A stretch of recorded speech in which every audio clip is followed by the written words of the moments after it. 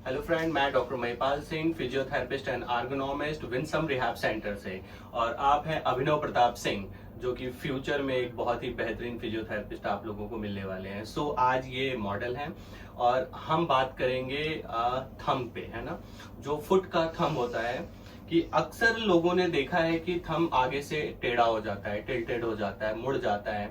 उसी के साथ साथ बाकी फिंगर्स में भी प्रॉब्लम आती है, पर मेजरली थंब में इतनी ज्यादा प्रॉब्लम आती है। एक साइड से बल्की हो जाता है, जिसे बनियन थंब भी कहते हैं, या बहुत सारे और भी छोटे बड़े नाम हैं उसके, जिस तरीके से लोग अपने आप में बोल रहे होते हैं कि उसमें आर्थराइटिस भी डेवलप हो रही है, थंब मुड़ गया है, कैल्सिफिकेशन हो गया है, अंगूठा बहुत ज्यादा मुड़ गया है। तो ये होता क्यों है, आज हम इसके बारे में बात करेंगे। और दूसरी इंपॉर्टेंट चीज है कि इसके बहुत सारे टेक्निक और तरीकों पे लोग काम कर रहे होते हैं, बहुत सारी एक्सपर्ट्स की बहुत सारे रिव्यूज होते हैं, एक्सरे लोग कराते हैं इसकी, सर्जरीज, कॉस्मेटिक सर्जरीज करा के वो इसे स्ट्रेटन भी करते हैं। पर ये होता क्यों है और इसका बेसिक लेवल पे क्या ट्रीटमेंट हो सकता है और स्टार्टिंग में हम इसे किस तरीके से क्योर कर सकते हैं, आज हम उस पर बात करेंगे। तो सपोज जैसे आपका ये फुट है, राइट।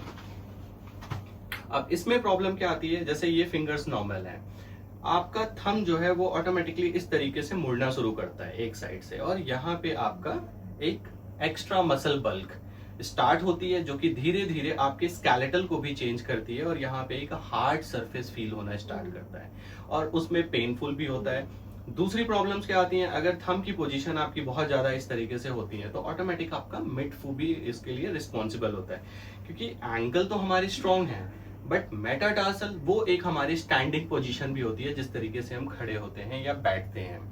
तो एक रीजन वो आता है। दूसरी सबसे बड़ी प्रॉब्लम आती है, जो बहुत ज्यादा लोग आगे से पॉइंटेड शूज पहनते हैं। अगर पॉइंटेड शूज पहनते हैं या बैलीज पहनते हैं तो फिंगर आपकी इस तरीके से स्क्वीज होती है, तो ये आगे से पॉइंटेड होंगी तो ऑटोमेटिकली इसका यहाँ इसका आपका आगे से मुड़ेगा, तो ऑटोमेटिकली प्रेशर आपके इस एरिया में आएगा, तो यहां से ये बोन वापस आना स्टार्ट होती है।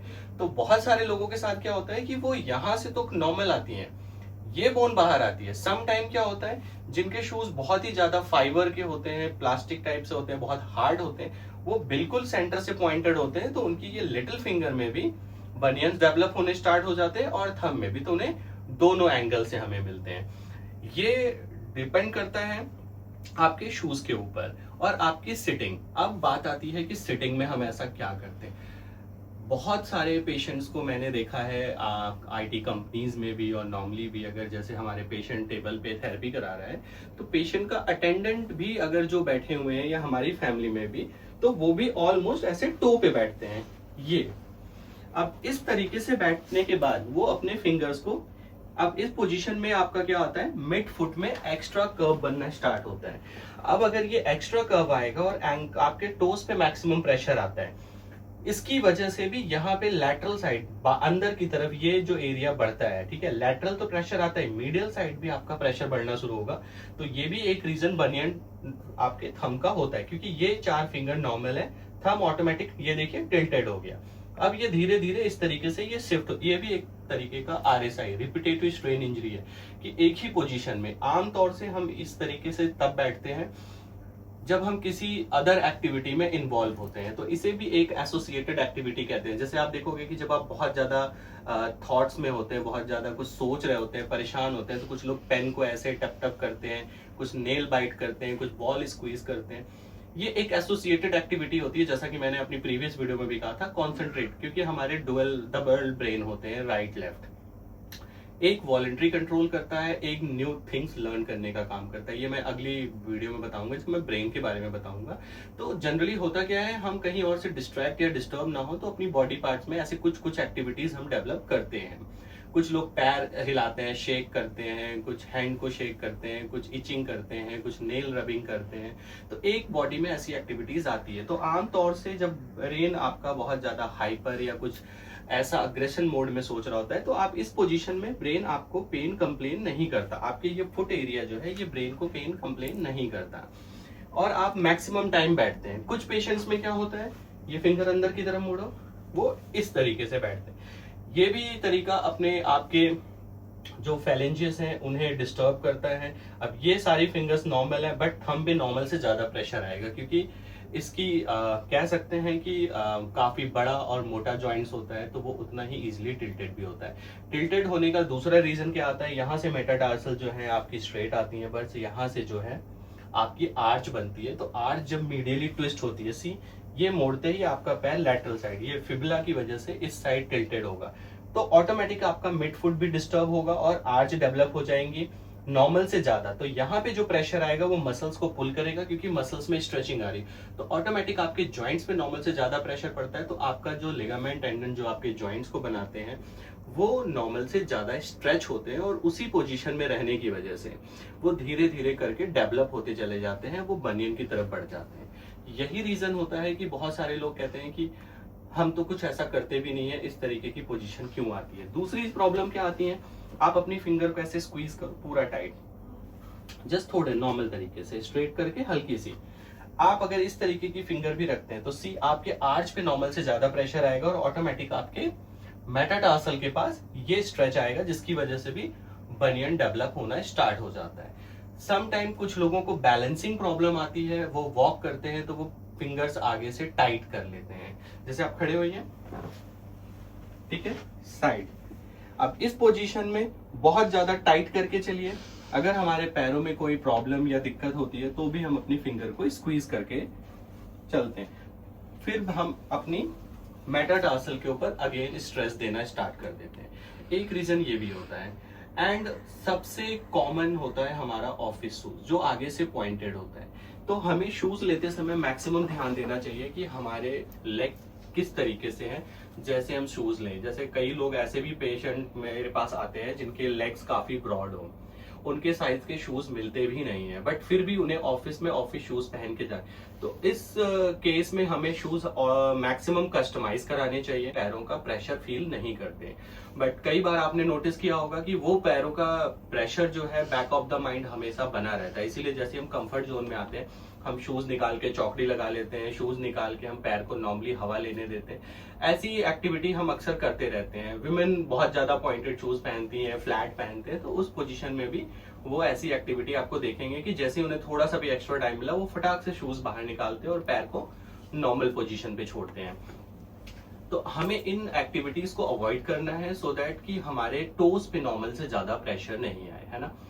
आपने देखा होगा जनरली असिस्ट कराना तो एक अलग की चीज होगी, क्योंकि जल्दी जल्दी कोई नहीं जाता है। बहुत सारे हमारे ऐसे फ्रेंड्स हैं जो रूरल एरियाज में या अपने लाइफ में इतने बिजी हैं कि वो आर्च असेसमेंट के लिए नहीं जाते। तो उसकी वजह से भी पैरों में ब्लड सर्कुलेशन या स्वेलिंग की प्रॉब्लम आती है, कि उनके पैर टायर्ड हैं और अनवांटेड शाम तक या दोपहर तक उनके पैरों में स्वेलिंग आती है। तो सेम साइज का शूज भी उन्हें छोटा हो जाता है, और फ्रिक्शन की वजह से भी, रबिंग की वजह से भी ये चीजें डेवलप होती हैं कि जब वो शूज निकालते हैं तो वहां पे एक्स्ट्रा इन्फ्लेमेशन, रेडनेस होती है।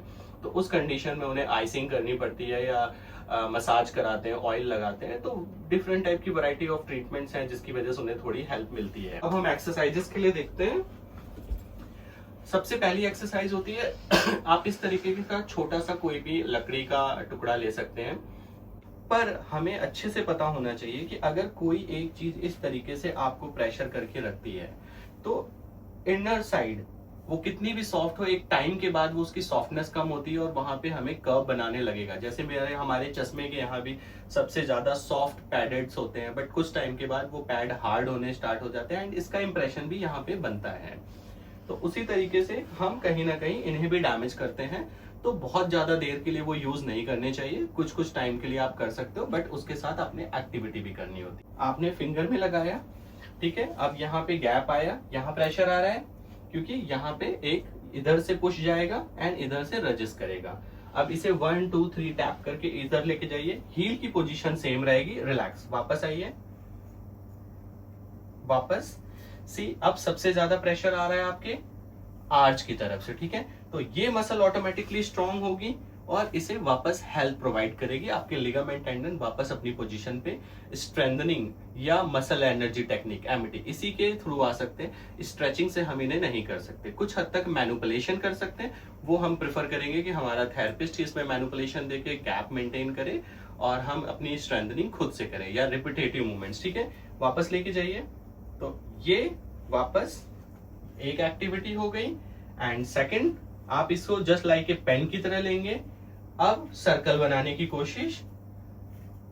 सी, इसमें आपकी पूरी की पूरी मिड फुट यूज होगा, आर्चेस यूज होंगी, एंड आपका टिबियालिस इंटीरियर कंप्लीशन यूज होगा।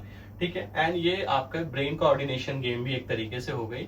तो आप इसमें एक्टिविटी इन्वॉल्व कर सकते हैं और यूज कर सकते हैं। आप यहाँ 1 2 3 लिख के उसे टैप कर सकते हैं।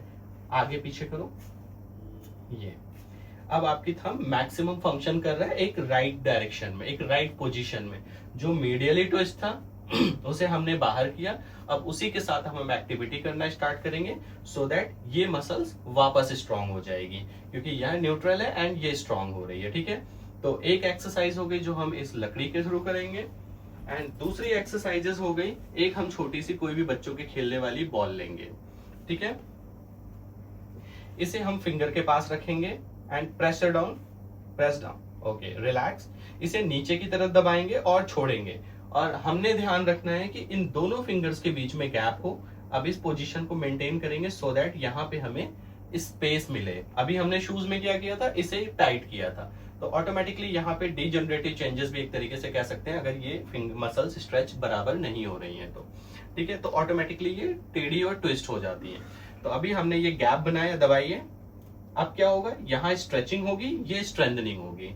रिलैक्स, फिर से, और ऑटोमेटिकली आपके टिप जो है वो नॉर्मल से बेटर स्ट्रांग हो जाएंगे। तो जो पीछे लाइंस बनती हैं, स्किन चेंजेस आते हैं, वो प्रॉब्लम्स भी आपकी धीरे धीरे खत्म हो जाएंगी।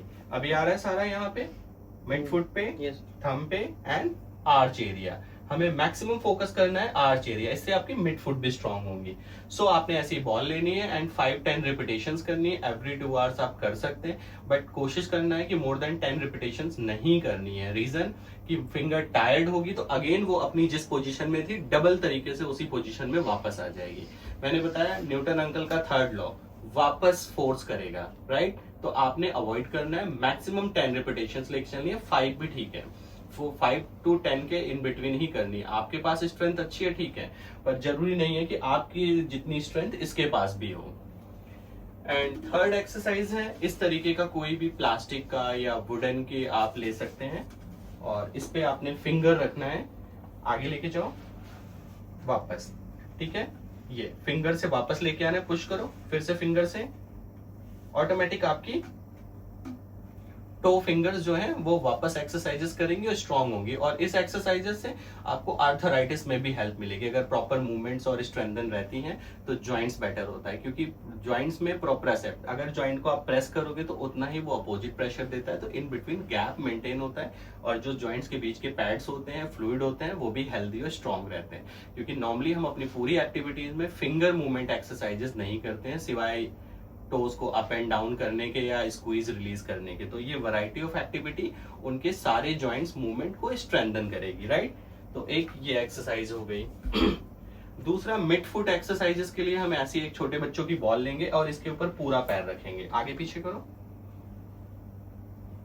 ये आपके पूरे प्लांटर्स की एक्सरसाइजेज है जो पैर के नीचे की है और एंकल के।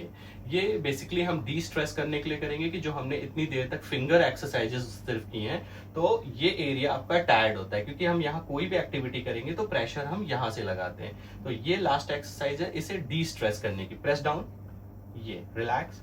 अब जो हमारे यहाँ पे टार्सल बोन है, उनके सारे जॉइंट्स जो हैं, उनके बीच में जो गैप्स हैं वो मेंटेन करने के लिए, हेल्दी और स्ट्रांग करने के लिए आपके मिड फुट एक्सरसाइजेस में भी हेल्प करती है। प्रेस, ठीक है, 5 रिपीटेशन आपने प्रेस करना है एंड आगे पीछे, ठीक है, ये दैट्स इट।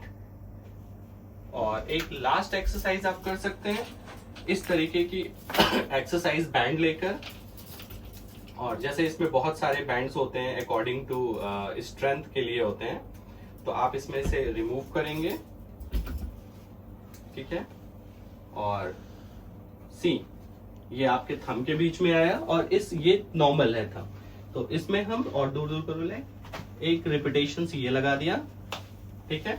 अब इस थंब को बाहर की तरफ करो, रिलैक्स, वापस। सी आप फील करेंगे ये पूरा टेंडन काफी स्ट्रॉन्ग और हेल्दी हो गया है। कम ऑन, फिर से ये भी 5-10 रिपीटेशन करके आप ब्रेक देंगे, एंड फिर से ये एक्सरसाइजेस।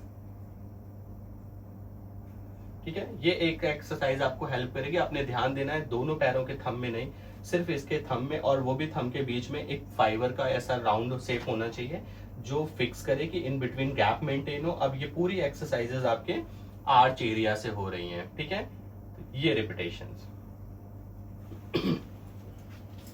और सबसे लास्ट में आप एक्सरसाइज, ये टोस को किया, ऊपर उठाओ पैर, ठीक है, डाउन, नीचे, ऊपर। तो इससे आपके टार्सल, मेटाटार्सल, फेलेंजेस तीनों की एक्सरसाइजेस होंगी। ये प्रॉपर डिस्ट्रेस करेंगे, आपके जॉइंट्स में गैप को मेंटेन करके रखेंगे, छोटे मोटे इन्फ्लामेशन को हील करने में हेल्प करेंगे, और आपके एंकल की फ्लेक्सिबिलिटी बनी रहेगी। तो ये वो एक्सरसाइजेस हैं जिन्हें आप कर सकते हैं, और ये छोटे छोटे इंस्ट्रूमेंट हैं जो जनरली घर में अवेलेबल होते हैं, अदरवाइज अमेजोन वगैरह या ऑनलाइन शॉप्स कहीं पे भी इजीली अवेलेबल है। तो ये वो एक्सरसाइजेस है जो आप प्राइमरी लेवल पे कर सकते हैं ताकि आपको हेल्प मिले। हर किसी का टो डिफरेंट टाइप का होता है, हर किसी का पेन डिफरेंट टाइप का होता है, according to height, weight, length की, और जॉइंट्स भी कई लोगों के बड़े और छोटे होते हैं। तो उससे रिलेटेड एक्सरसाइजेस भी ऑब्वियसली थोड़ी डिफरेंट हो जाती हैं। तो इन एक्सरसाइजेस से अगर कोई चेंजेस या कुछ पेन वगैरह डेवलप होता है या चैलेंजेस होते हैं, तो आप अपने फुट की स्पेशल वीडियो बना के हमें शेयर कर सकते हैं, सो दैट हम उससे रिलेटेड आपको एक्सरसाइजेस भेज सकें। अदरवाइज आप अपने थेरेपिस्ट से डायरेक्टली कॉन्टेक्ट करके अपने अकॉर्डिंग एक्सरसाइजेस भी बनवा सकते हैं। तो ये जस्ट एक बेसिक एक्सरसाइजेस थी जो आपको हेल्प करेगी, आपके इस पेन में थोड़ा कंफर्ट देने की कोशिश करेगी। Thank you so much.